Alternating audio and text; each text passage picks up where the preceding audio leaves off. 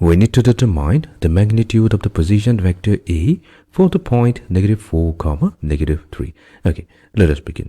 So we'll try to plot the point -4, -3. Now since both the x coordinate as well as the y coordinates are negative, that means we are going to the point is going to lie somewhere on the third quadrant. So here we have, let's call it the point A with coordinates -4, -3. Then we have the origin of the coordinate system. We're going to join point O and A with the help of a direct and line segment going from O to A.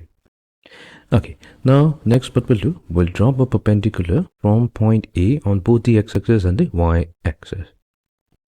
So let's say the perpendicular on the x-axis meets the x-axis at the point M, and the perpendicular on the y-axis meets it at the point N. Fine.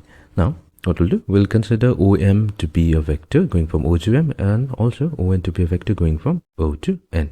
So here we have MA, a vector going from M to A. Since OMAN is a parallelogram, since ON is a vector going from O to N, we'll also have MA to be a parallelogram going from M to A. Okay, now what we'll do, we'll consider the triangle OAM.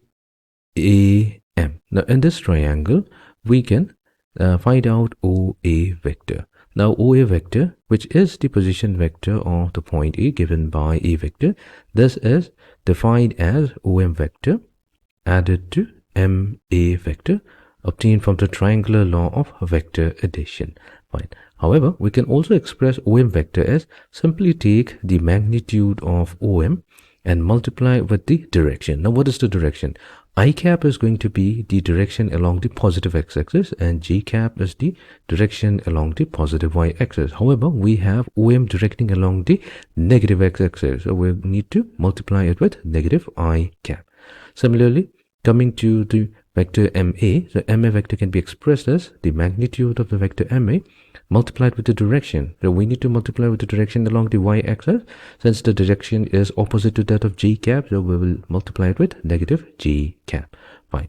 Now, what's the value of the magnitude OM? So that's nothing but simply the x coordinate of point A. Now that's going to be -4. So we take the magnitude of -4 multiplied with negative I cap, added to the magnitude of MA. So MA, which is nothing but the height of the point point A from the x-axis, that's going to be the y coordinate, which is simply -3. So we take the magnitude of -3 multiply with negative j cap. Now that's going to give us the magnitude of -4, that's simply 4, multiplied to negative I cap, added to magnitude of 3. -3 will be +3 times negative j cap, which gives us the value -4 I cap minus 3 j cap. So this is going to be the position vector of point A. Now that we have the vector expressed in terms of I cap and j cap, our goal will be to determine the magnitude. Now let's find out the magnitude. The magnitude of vector A, that's simply going to be, take the square root. Underneath the square root, we have to take the sum of two squares. The squares are defined such that we take the component of I cap, so that's -4. We're going to square that value and add it to the y component, so that's -3, and square it as well.